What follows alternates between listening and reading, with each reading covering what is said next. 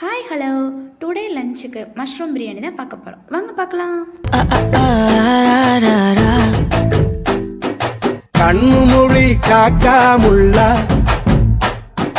குருவ ரெண்டும் குருவ நெல்லா நீராங்க போல ராத்திரி வேளை என் சொப்பனம் மாற வந்து வெளிச்சம் தார தலகாலே புரியலையே ஓம்பாச தெரியலையே மனசு ரக்க முளைச்சு பறக்குது யாத்தே